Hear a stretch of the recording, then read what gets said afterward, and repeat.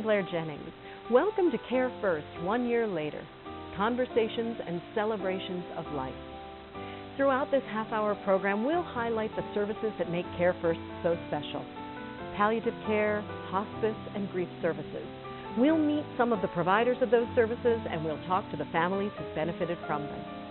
And throughout the half hour, if you'll notice along the bottom of your television screen, you can be a part of CareFirst's mission, helping deliver those services to the families who need them most. First, here's a little history.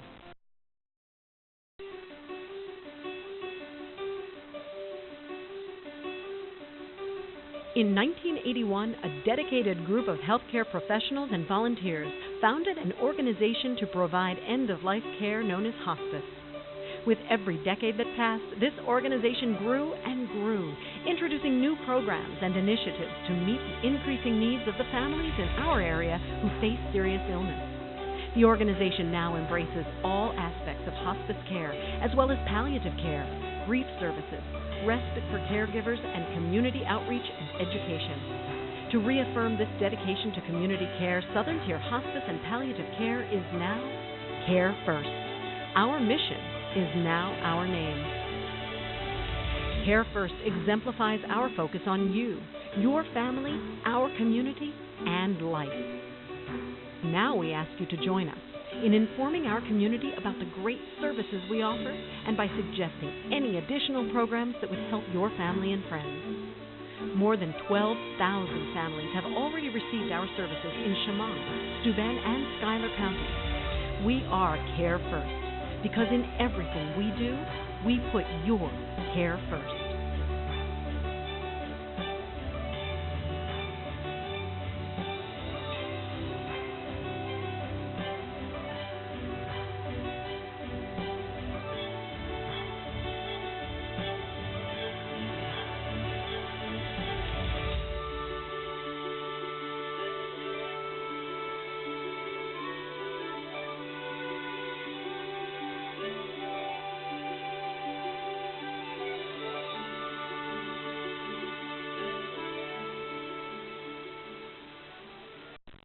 Now let's welcome Mary Ann Starbuck, CareFirst CEO, to explain the mission of CareFirst, affirming life through extraordinary, compassionate support and care for the seriously ill and grieving. Well, CareFirst was a name that we carefully chose because we felt it really symbolized what we do, and that's putting the care for patients and families first. And it was a change for us. In the past, we've been hospice, and we still are. But what we realized is that palliative care was actually a growing and soon-to-be larger program for us, and grief services was a very important part of what we did, and we needed to recognize the full scope of the services that we were offering in what I would call chronic disease management, end-of-life care, and grief services. And so we chose that name, CareFirst, to symbolize and to keep in the forefront that it's the care that we offer and provide to the community that is our purpose for being here. I think we have disease-specific programs. We have a heart program, we have a breast program, which is for lung disease. We have a Living with Alzheimer's program, Living with Dementia, and other programs that are disease-specific and geared towards really maintaining and controlling disease management. Chronic disease is the up-and-coming problem and issue in healthcare as our population ages. I'm a baby boomer, and there are more and more of us, and as we look at our future and what's happening, most of us are looking at chronic disease as being more of a killer for us in the end than acute disease or an accident might have been in the past. Hospice is for patients that meet now criteria for end-of-life care, and all that means is that moment, that snapshot that's taken on that day, says this patient qualified for hospice. but they may come on hospice and come off hospice because they get better, or live way longer than the 6 months that original prognosis is. I think people have to not be afraid of the fact that there is a prognosis expectation for hospice that's limited, and understand often when we go into a hospital for surgery or we're facing after a car accident or anything, there's a chance of what might happen to us, and they may vary. But it's criteria that's really driving the care we receive, and hospice is the same way. And in palliative care, it's really for anyone with an advanced and progressive disease. So a disease is causing them symptoms that need to be controlled and managed, and we have staff that all of our staff receive literally hours and hours of education every year, and most of our staff have been with us for a long time. We turn over very little staff in any year, and they're there with that expertise to provide that care. So not to be thinking it's those last moments of life when hospice is there or CareFirst is there, but we're really there to help with advanced disease, and that may mean that it's an end stage of life, and it may mean I can tell endless stories of patients that came on hospice appropriately, meeting criteria, and came off because they were chronically ill and they got better. And that's the message. Don't think you know what we are. Please come and find out more about what we offer, because I truly believe that there are literally thousands and thousands of patients out there that could benefit from our services that don't, because they don't think they're ready. But when they do come, and that's one of the most common things that families and patients say to us, is that they only wish they'd come sooner. CareFirst has touched the lives of so many people throughout our community, and it is so easy for you to be part of that mission and help them continue to do so. Remember, the information at the bottom of your screen will tell you exactly how you can donate, and any amount is more than welcome. In fact, we'd like you to hear from some of our supporters directly. It's wonderful to be able to have your family member at home and not have to worry about going to the doctors if the pain's not under control. You can just call and they can do what needs to be done, or if they need something for their anxiety, they can do that, and it was just wonderful. When they first suggested us to, go on hospice, I was like, no, because that means in a couple of weeks she's going to go, but I think it was before Christmas in 2007, and they were with us until June of 2008, and then they stayed with us after that. So it's not like once the person passes away, they're done with you. They're always there. I would really describe them as angels from up above. I mean, they're there with you through everything, through the good times, the bad times, everything. And it's a good organization to have around, and I am so thankful that we had them. For us, hospice was a comfort. It was a time for us to be together as a family while my mom was going through this awful thing. We, instead of going to the hospital, it was so nice not to have to go into the hospital, and to have us around her and coming home from school and going in and being able to see her. Hospice allowed us to do that. And at first, I thought it was going to be a bothersome thing to have strange women. It was mostly women at the house, and I found that they really kept their distance, but they were always there if I needed to ask or be a part of it, or they were there for me if I needed it. So that was the beginning of my hospice experience. Well, my dad passed away 8 years ago of cancer. Hospice was called in to comfort the family, and my belief is, and our family's belief is, you got to give back. So we host the charity golf tournament. We do it for 3 reasons. 1, to honor my dad. 2, to have fun. And 3, to donate back to your worthy cause. Now let's pause for a short break, and when we return to CareFirst 1 Year Later, Conversations and Celebrations of Life, we'll learn more about the services that make CareFirst so special.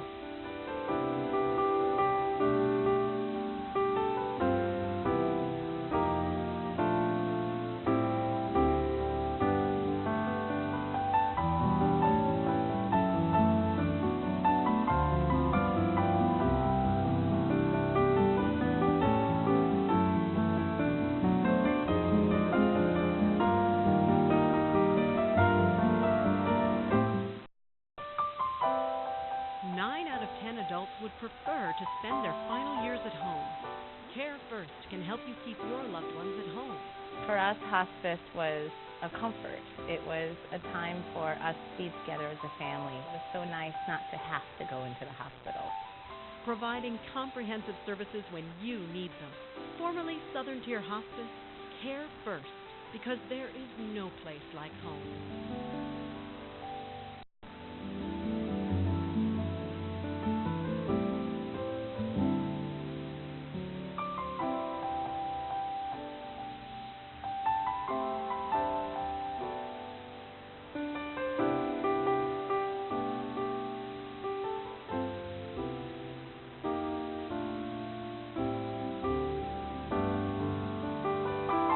Welcome back to CareFirst 1 Year Later, Conversations and Celebrations of Life. When controlling symptoms becomes the focus for your loved one's serious illness, that's when CareFirst Hospice Team is there to help. Hospice provides patients allowing them to stay at home in the comfort and surroundings of what's familiar to them and their family and friends, and increasing their quality and comfort of life for the amount of time that they have left. The average length of time is about 53 days. I have had patients on as long as a year and a half and as little as a couple of hours. It really depends on how quickly the families reach out to us for help, and we are trying to encourage people to reach out to CareFirst Hospice sooner, because it really does help increase a person's quality of life and comfort in life in those ending days. And quite often we find that once people bring hospice aboard, patients tend to actually live longer and be happier and more comfortable. I would say that when someone decides to come on our hospice services, that lots of times the patient themselves have already decided that they have fought a good fight and that they're tired and honestly ready to die. But one, they don't know how to tell their families and friends that this is what they truly want and that they are ready. And lots of times it is the family and friends that are having the harder time dealing with it. So us as hospice are not just there for just the patient, but many times as much for the family, or sometimes even more for the family, as to helping them deal with their loved one's impending death, and then death when it does happen, as well as the grief afterwards.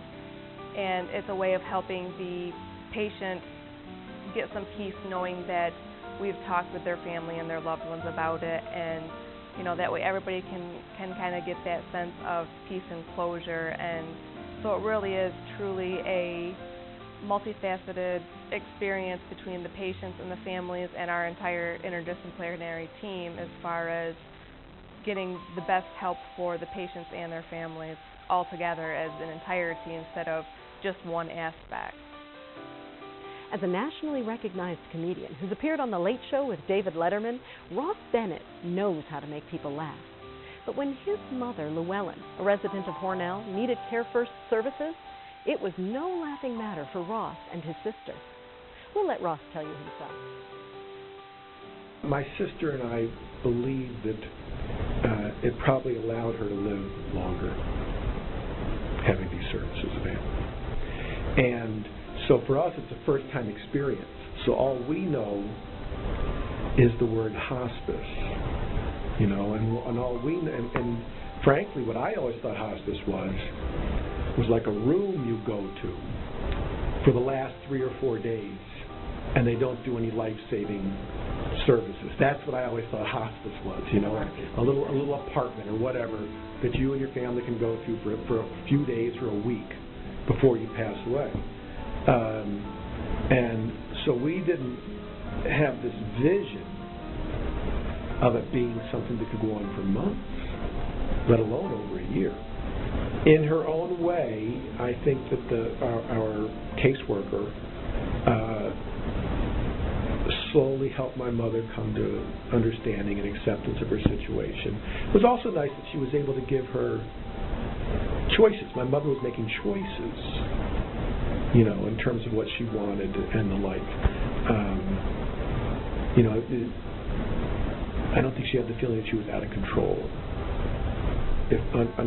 To not have my mother have to go through the end of her life in a hospital, to not have her hooked up to machines, beep, beep, beep, all that stuff with nurses and doctors and attendants, all this kind of stuff running around.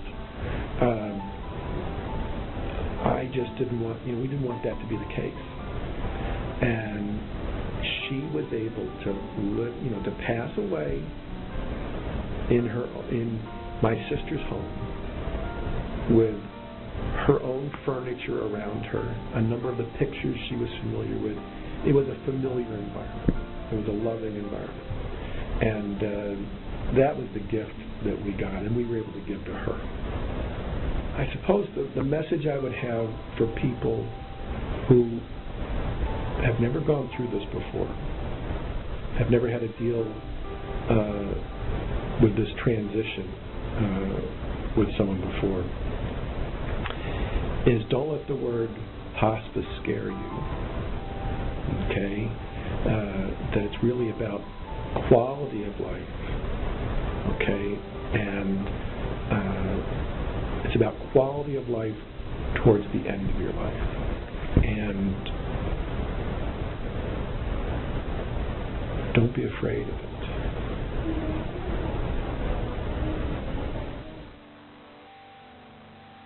We'll take another short break, and when we return to CareFirst 1 year later, conversations and celebrations of life, we'll have some more amazing stories about CareFirst services.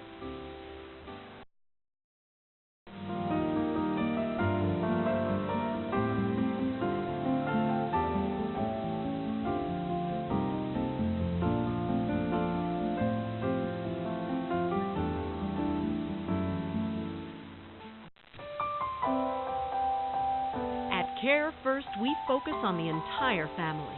In everything we do, we put your care first. And they have volunteers that come in to help out with the kids, and it's just absolutely wonderful. They really can help you because you think you can deal with everything yourself, but you can't. Our name has changed, but our mission endures to always put your care first.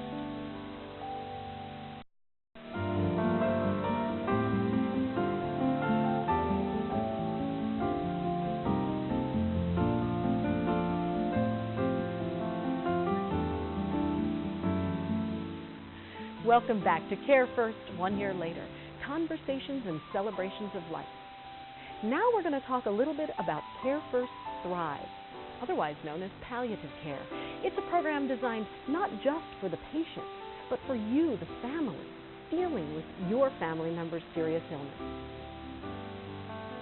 Palliative care is like the umbrella for several things that help people who are in a healthcare crisis in a way that allows them to problem solve, get what they need, and eliminate or perhaps mitigate their suffering in some way.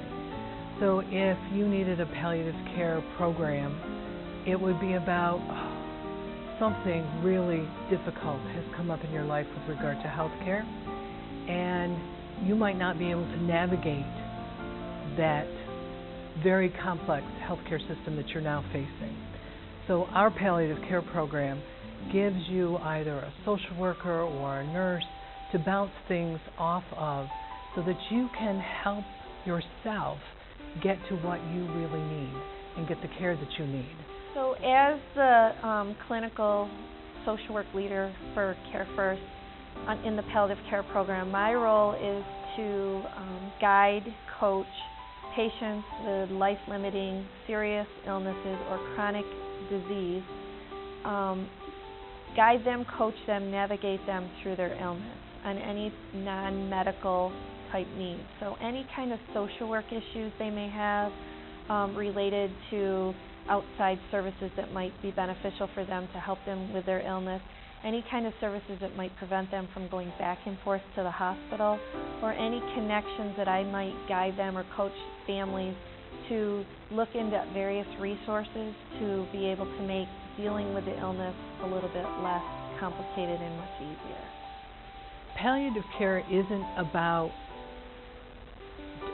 just about dying. It's about people who are in trouble in a healthcare crisis.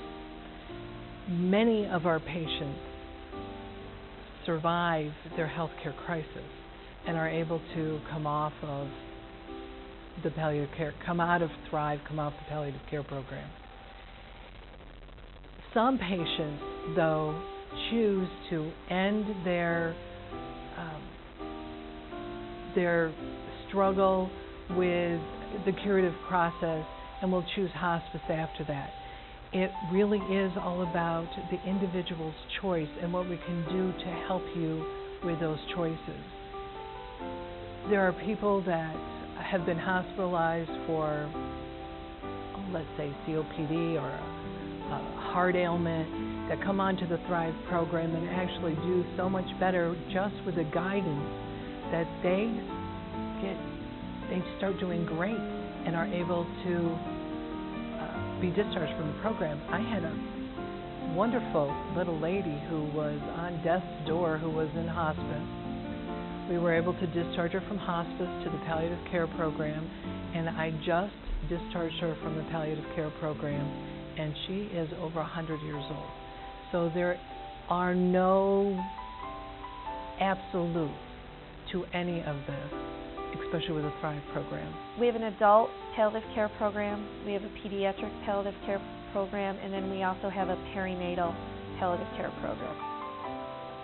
CareFirst Perinatal Palliative Care Program is a program that's designed for women prenatally who are in a pregnancy, and throughout the pregnancy, because of the advancement of healthcare, a lot of diagnostic testing can indicate that there's some sort of trouble or some sort of indication that there might be a problem in the future with the baby, the fetus. So what happens is OBGYN doctors can refer to our perinatal program or like the hospital, because of finding out the diagnostic testing results from the hospital, can refer to myself, a social worker, or to one of our nurses, and we're there to guide them through their pregnancy. We have all the necessary paperwork, and we have guided and provided support to that mom and dad in making decisions at the time of birth. Sometimes these pregnancies, unfortunately, are going to have a bad outcome, and we're there to just support the parents, provide them with support, sometimes make early bereavement referrals to get them all the support that they need, so when the time of the birth comes, we're there to support them. At CareFirst, we understand grief. First, we understand that everyone grieves. But more importantly, we understand that everyone grieves differently. That's why our grief support services are designed to care for the whole family. We'll let Chelsea Ambrose tell you more. At CareFirst, we have a pretty wide range of services that are available, not just to families of hospice patients, but also to the community as well. We have everything from individual counseling to support groups to a variety of events that we hold throughout the year, memorial services, holiday-related events, basically that are designed to help families grieve after a loss of a loved one. More than anything else, the message that we want to be able to get across is that all of the CareFirst 3 services are open and available, and so if you feel like you're struggling at all with the loss of a loved one, then please contact us, because there's something that we can do that can help make this more manageable for you. And the grieving process is really individual for everybody. It's not going to be the same for me as it is for you or as it is for the next person. So it's hard to be able to know exactly how to help someone unless we talk to them and find out what they're struggling with. But once we know that, we can work with them to be able to find ways and develop coping skills and and utilize resources within the community and their own support systems to be able to try and make the grieving process more manageable. Our job isn't to take their grief away, it's to try and make it more bearable and to help them and be a support to work through that. Thank you so much for joining us for CareFirst 1 Year Later, Conversations and Celebrations of Life. I want to remind you about the information at the bottom of your screen. Please know that we appreciate any amount of donation to help us further our mission. Your generosity is so valued and so necessary. Before we go, I'll share something a little personal. People wonder why I care so much about CareFirst. It's because CareFirst has cared directly for me and for my family. I've been privileged, our whole family has been privileged to not just know of a great-grandmother in our midst, she's been a part of our lives. And in fact, it still feels as if she is a part of our lives, though she did die in February of 2011, surrounded by her family, including her 8-year-old great-granddaughter, my daughter. I go back to many, many years ago when my own grandmother died, and I wasn't even allowed to go to her funeral because that was too much for a 6-year-old child. But nowadays we look at death a little differently. It is a cycle, and it's all part of that cycle of life. And we treat it as such, and CareFirst gets that. CareFirst was there the whole last month of Nana's life. The whole last 24 hours were so extraordinary.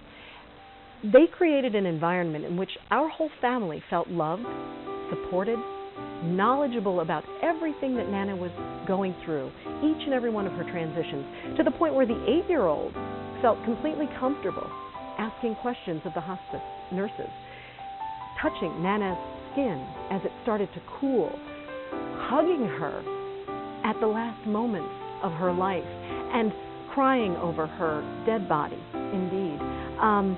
Not locked out of that process in any way, shape, or form, able to see Nana complete her whole life cycle, and to have an amazing appreciation for that. And CareFirst did that for us, and they do it for so very many.